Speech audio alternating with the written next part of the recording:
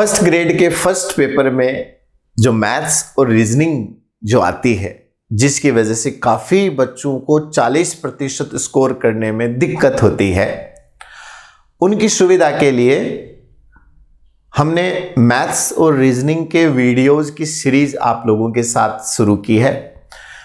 Maths में volume का topic चल रहा है, उसके 2 एपिसोड अपलोड हो गए हैं और आने वाले समय में 2 एपिसोड या 3 एपिसोड और आएंगे क्योंकि ये बड़ा टॉपिक है। रीजनिंग में ब्लड रिलेशन का एक टॉपिक ऑलरेडी अपलोड हो चुका है। अगला ये जो टॉपिक आ रहा है वो कोडिंग एंड डिकोडिंग है। हालांकि ये कोडिंग डिकोडिंग का चैप्टर सब में काम आएगा। अगर आप फर्स्ट ग्रेड दे रहे हैं तो भी काम आएगा, अगर आप केवीएस या एनवीएस यानी नवोदय विद्यालय या केंद्रीय विद्यालय देंगे तो भी काम आएगा, ईएमआरएस में भी काम आएगा, एचटेट में भी अगर आप टीजीटी, पीजीटी या पीआरटी का कोई एग्जाम दे रहे हैं, डीएसएसबी का अगर आप कोई भी एग्जाम दे रहे हैं, मैथ्स और रीजनिंग एक जनरल कंपोनेंट होता है किसी भी कॉम्पिटिटिव एग्जाम का, तो उस सब में आपके काम आने वाला है। इसमें आज हम डिस्कस करेंगे एक बहुत इंपॉर्टेंट टॉपिक की कोडिंग एंड डिकोडिंग। हमारे जो पुराने पेपर्स का मैंने काफ़ी पेपर्स देखे, डीएसएसबी के भी देखे, एनवीएस केवीएस के भी देखे, एचटेट के भी देखे और राजस्थान आरपीएससी के भी देखे। कोडिंग में उनका एक पैटर्न है और वो है लेटर टू लेटर या लेटर टू नंबर। यानी हमारे कोडिंग में जो सबसे ज़्यादा जो सवाल आते हैं वो क्या आते हैं, या तो जो हमारे इंग्लिश अल्फाबेट में जो लेटर्स है 26 ए से जेड, या तो वो लेटर टू लेटर कोडिंग पूछ रहे हैं और या वो लेटर टू नंबर कोडिंग पूछ रहे हैं। ज़्यादातर इन 2 टाइप के सवाल आते हैं। अब लेटर टू लेटर तो चलो थोड़ा इजी है, लेकिन लेटर टू नंबर कोडिंग जो है वो बहुत जरूरी है और एग्जाम में इतना टाइम भी नहीं होता है कि हम बैठकर गिन लें A B C D E F, नहीं। तो लेटर टू नंबर कोडिंग को भी इजी बनाने के लिए और लेटर टू लेटर कोडिंग को भी इजी बनाने के लिए कोडिंग एंड डिकोडिंग का आज का एपिसोड आप लोगों के काफी मदद करने वाला है। तो इसलिए आने वाले 20-25 मिनट आपको अपना पूरा कंसंट्रेशन देते हुए, अपना पूरा ध्यान देते हुए, अपने लक्ष्य को ध्यान में रखते हुए इस समय का बहुत अच्छे तरीके से सदुपयोग करना है।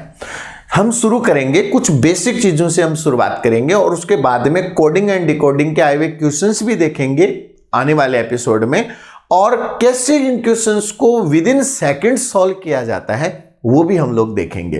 तो लेट्स डू इट, शुरू करते हैं। सबसे पहले जब अपन कोडिंग एंड डिकोडिंग की बात करते हैं तब हम बात करते हैं इंग्लिश अल्फाबेट की। और इन इंग्लिश जो अल्फाबेट होते हैं, अल्फाबेट एक कंप्लीट सीरीज अल्फाबेट होती है। इस अल्फाबेट में 26 लेटर्स होते हैं जो हम बचपन से पढ़ते आ रहे हैं। उनमें से 5 आपके वोवेल्स होते हैं, स्वर होते हैं, एंड 21 आर कॉन्सोनेंट्स जो आपके व्यंजन होते हैं। ये बहुत बेसिक चीजें हैं, आप ये मत कहना ये तो हमें पता है, लेकिन हमें कोडिंग में इनकी भी जरूरत पड़ती है। कई बार कोडिंग के ऐसे सवाल आते हैं जहां स्वर को अगले व्यंजन से या व्यंजन को अगले व्यंजन से बदल दिया जाता है, तब हमें इन स्वर और व्यंजन की बेसिक चीजें पता होनी चाहिए। इंग्लिश के ये जो 26 लेटर्स होते हैं, इनको मैं एक बार आप लोगों की सुविधा के लिए लिख रहा हूं। A B C D E F G H I J K L M N O P Q R S T U V W X Y और जेड।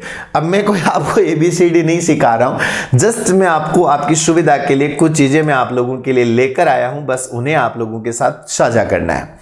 हमारी पहली रिक्वायरमेंट क्या है? हमारी पहली रिक्वायरमेंट ये है कि हमें 5 स्वरों का पता होना चाहिए जो हमें पहले से पता है। A, E, I, O and U, ये हमें ऑलरेडी पता है, इसकी हमें जरूरत भी नहीं है। अगली चीज जो हमें पता होनी चाहिए, जो हमने बचपन से नहीं सीखी, कायदे से हमें वो चीज बच्चों को प्राइमरी क्लास तक सिखा देनी चाहिए। मेरा मानना है कि प्राइमरी तक ये चीजें हमें बच्चे को सिखा देनी चाहिए। और वो क्या है? इनकी पोजीशन, कि कौन सा लेटर कितने नंबर पे आता है। गिनती करें तो A पहला है, B दूसरा है, C तीसरा है, D चौथा है, E पांचवा है।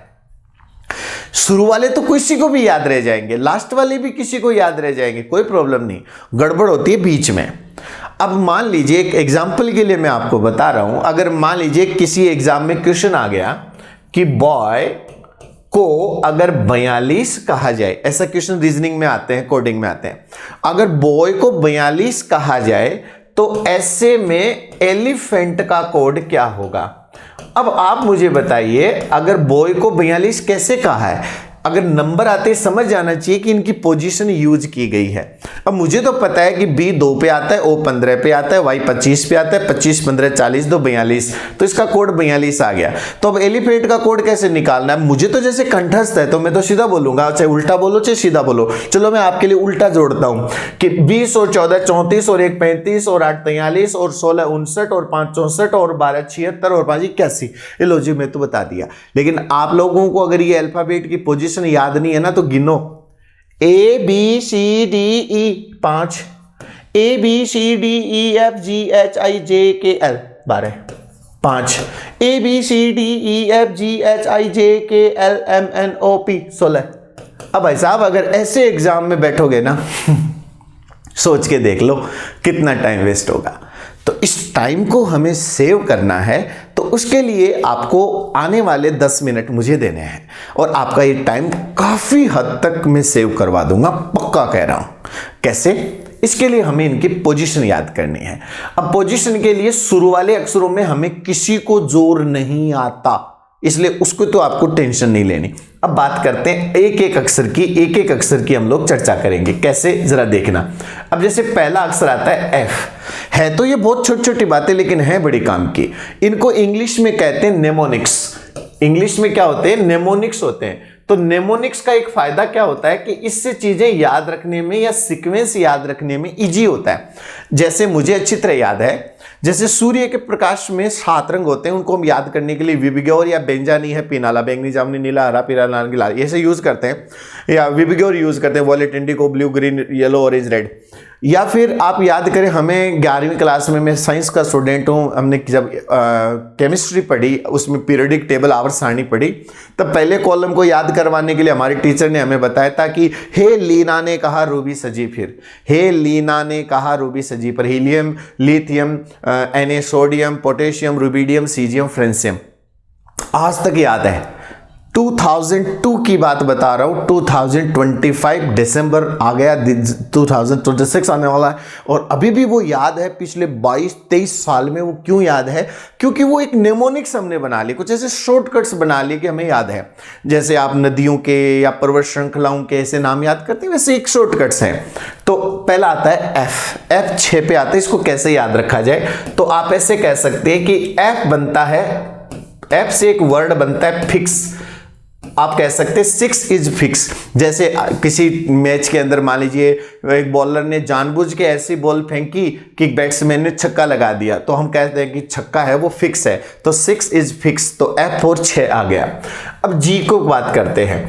अब हम लोग जो जी लिखते हैं, हमारे यहाँ जो जी लिखते हैं वो हम लोग जी ऐसा लिखते हैं, और जो जी होता है उस जी की जो डिजाइन बनती है वो 7 जैसी बनती है। तो क्या जरूरी है कि शाहरुख खान को ही सब कुछ दिखे? हम भी तो कह सकते हैं, जैसे वो कहता ना कि तुझ में रब दिखता है, तो मैं भी तो कह सकता हूं कि मुझे तुझ में 7 दिखता है। तो जी में हमें क्या नजर आता है? जी में हमें 7 दिखता है, तो G7। और G7 को आप करंट जीके में वैसे भी याद करते हैं कि 7 देशों के समूह G7, जैसे G20 वैसे G7 भी है। H, अब H को अगर आप ध्यान से देखें तो H किसी डिजिटल घड़ी के 8 जैसा होता है, तो H 8 8 8 8 8 8 ऐसे याद रख सकते हैं। अच्छा, I को कैसे याद रखें? तो मुझे पता है, I know, मैं जानता हूं, I know, है ना? है तो ये बहुत बचकाना बातें लेकिन काम आती हैं ये, I know। जे को एक बार छोड़ दो। अब बात करते हैं के की। तो के क्या है? तो के इज 11th लेटर। इसको कई तरीके से याद करते हैं। जैसे हमारे राजस्थान के लोग तो ऐसे याद कर लेते हैं, जैसे हमारे यहाँ राजस्थान में क्या होता है, क्या को बोलते हैं के है, तो अपन बोलते हैं बता अंग्रेजी को 11वां अक्षर के है, तो अगला बच्चा जवाब देता है के है। अरे मैं पूछ रहा हूं के है, तो ऐसे भी याद रख सकते हैं और ऐसे भी याद रख सकते हैं कि के में एक डंडी तो है और दूसरी डंडी को पीट पाट के सीधा कर दिया जाए तो ये भी ऐसे ही हो जाएगा, यानी 11 जैसा बन जाएगा। अब बात करते हैं एल की। एल के लिए तो बड़ा मजेदार है। हम सब जानते हैं कि जो 12वां होता है वो क्या होता है, लास्ट होता है। एल फॉर लास्ट, और 12वां क्या होता है, लास्ट होता है। किसी के भी 12 दिन पूरे हो जाते हैं तो कहते हैं ना 12वां हो गया, मतलब लास्ट हो गया, समाचार समाप्त हुए। अब बात करते हैं एम की। अब थोड़ा सा गौर से देखो, एम में एक खास बात आपको नजर आएगी। एम जो है वो आपको ऐसा लगेगा जैसे 3 है, जैसे ये 3 है तो 3 को उल्टा कर दे तो एम हो जाएगा, 3 को सीधा कर दे तो डब्ल्यू हो जाएगा। तो एम और डब्ल्यू में आपको एक पैटर्न नजर आएगा कि एम और डब्ल्यू में हमें क्या दिखता है, 3 दिखता है।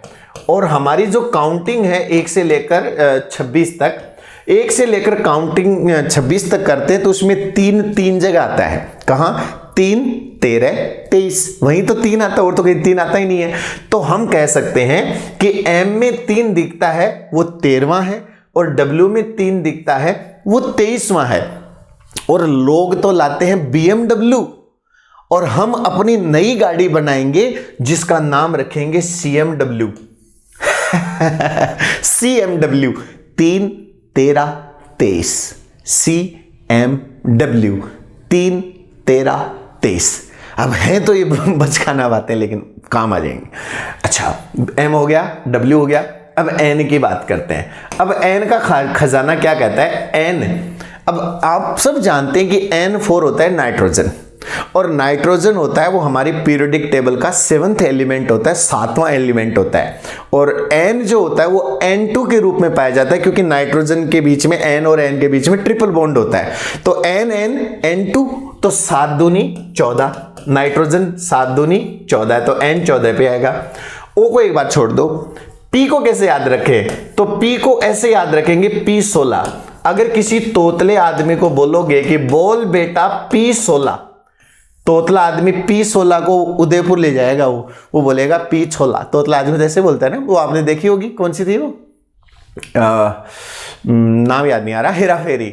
तू मेली नतल त्यू तल्ला है, वो सामने वाला भी उसके जैसा ही निकला, और तू मेली नतल त्यू तल्ला है तोतले। तो तोतले आदमी को आप बोलोगे कि बोल बेटा P16, तो वो बोलेगा P16, याद काम आ जाएगा।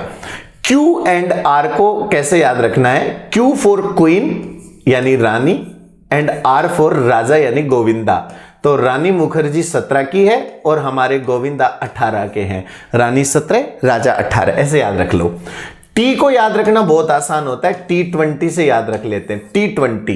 T20 आप सब जानते हैं आजकल मैच होते हैं। और एक और मजे की बात आपको बताता हूं, जैसे स्टूडेंट वर्ड होता है ना, तो स्टूडेंट वर्ड के या स्टडी वर्ड के पहले अक्षर होते हैं STU, है ना।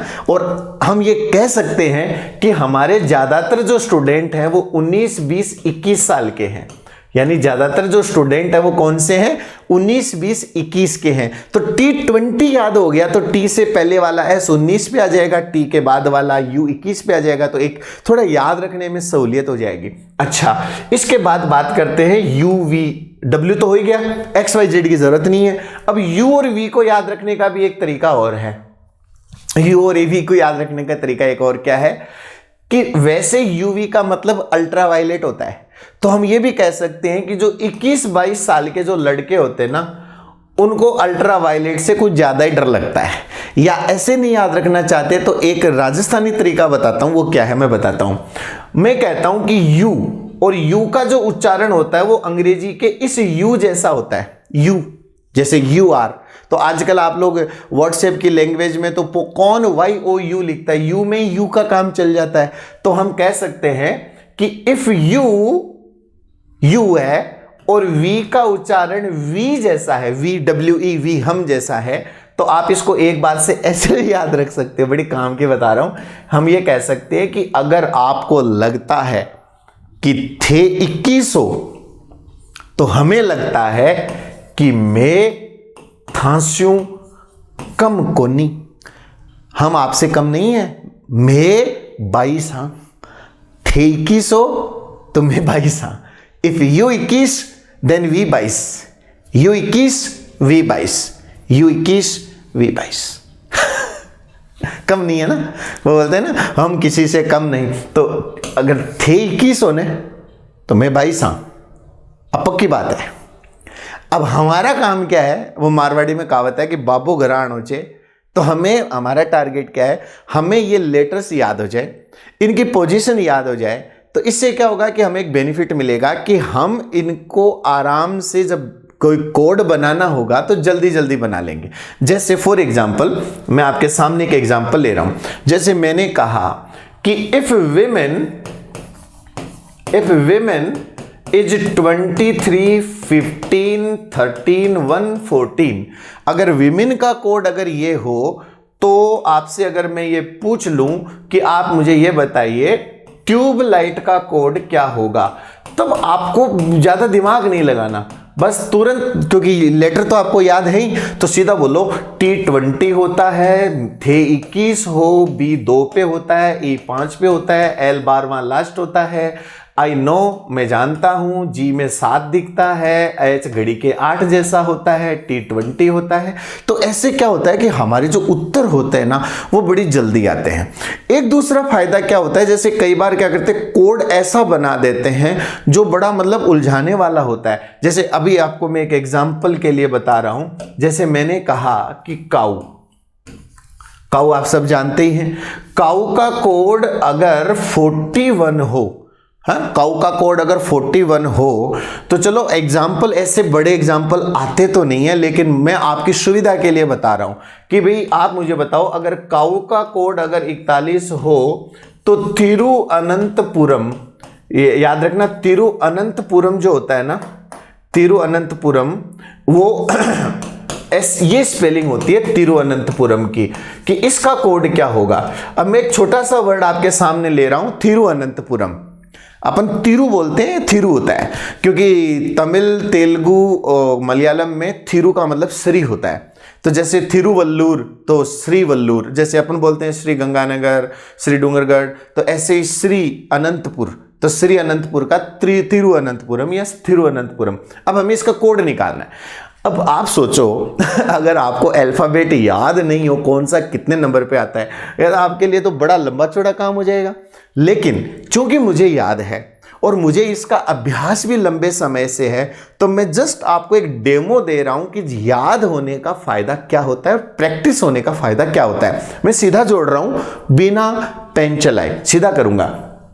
20 और 8 28 और 9 37 और 18 55 और 1 56 और 21 77 और 1 78 78 और 14 92 और 14 106 और 20 126 और 127 और 8 135 और 16 135 16 151 और 21 172 और 18 190 और 191 और 14 13 204। अब मेरी दो स्पीड है, एक तो मैं जोड़ता जल्दी हूं क्योंकि मैथ्स का स्टूडेंट रहा हूं, दूसरा कि मुझे ये याद है, कंठस्थ एकदम फिट है दिमाग में।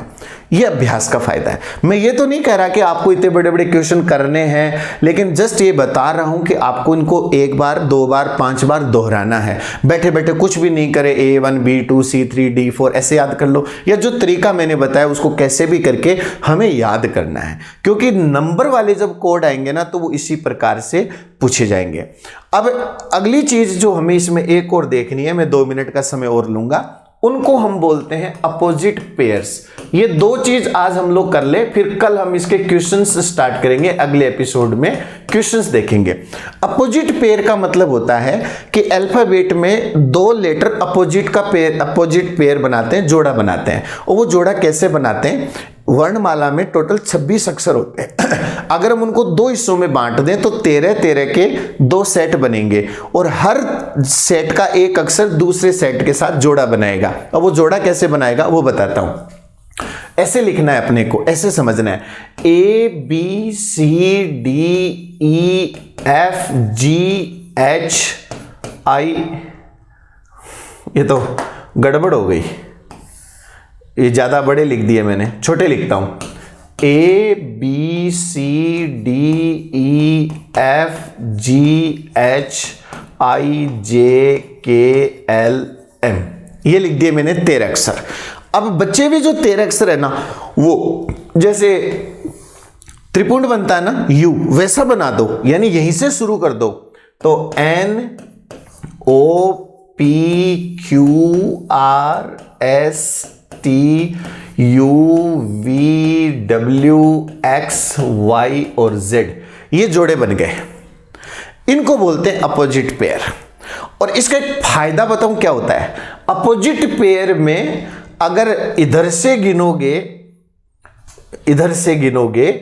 तो A पहला और उधर से गिनोगे तो Z पहला। यानी आप इसको ऐसे समझो, जैसे ये मेरे पास एक कागज है, इस कागज के एक हिस्से पर मैंने लिखा A और फिर पूरे वर्णमाला लिखते हुए इधर मैंने लिख दिया Z।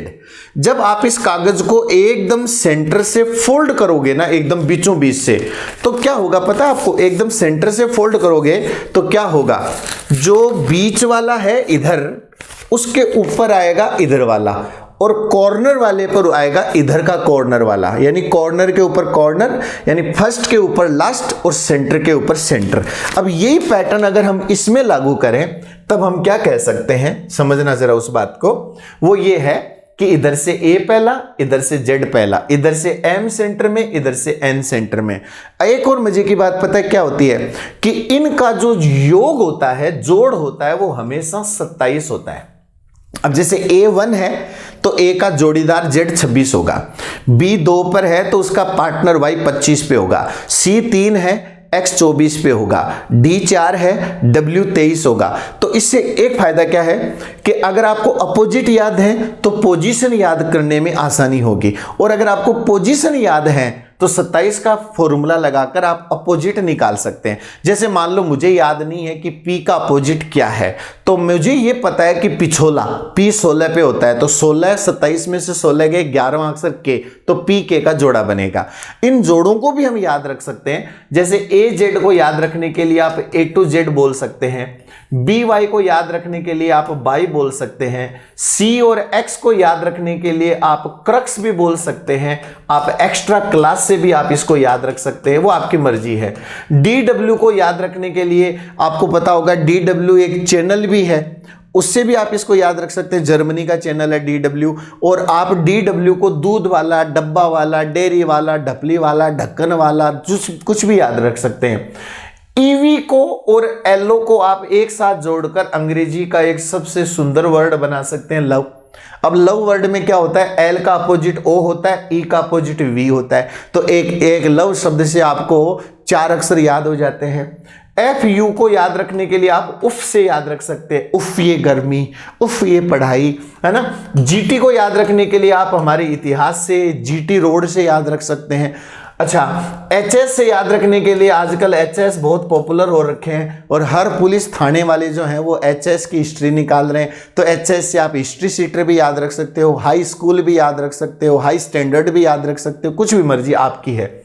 आईआर को आप इंफ्रारेड से भी याद रख सकते हो, इंडियन रेलवे से भी याद रख सकते हो कि इंडियन रेलवे। जेक्यू, तो जेक्यू को आप जेब कतरा से याद रख ले, जेक्यू यानी जेब कतरा। तो आप इसको ऐसे याद रख लो कि भारतीय रेल में बहुत सारे जेब कतरे हैं, भारतीय रेल में यात्रा करो तो जेब कतरू से बचो, ऐसे याद रख सकते हैं। केपी को याद रख सकते हैं आप, केपी से भी याद रख सकते हैं, जैसे जो क्रिकेट खेलते हैं उनको पता है कि केविन पीटरसन को केपी बोलते हैं। आप उल्टा पीके से भी याद रख सकते हो, और अभी बिहार चुनाव में पीके की जो जमानत जब्त हुई, आप प्रशांत किशोर से भी आप पीके को याद रख सकते हो। एक मूवी भी आई थी पीके, उससे भी आप इसको याद रख सकते हो। एलो में ऑलरेडी आपको बता चुका हूं। और रही बात एम और एन की, तो एम और एन को आप आज हमारे पूर्व प्रधानमंत्री जो रहे हैं मनमोहन सिंह जी, उनसे भी याद रख सकते हो, और हमारे वर्तमान प्रधानमंत्री नरेंद्र मोदी से भी आप याद रख सकते हो। चॉइस इज योर्स, आपकी पढ़ाई है, आपकी चॉइस है। तो ये कोडिंग का मेरा पहला परिचय का पार्ट था।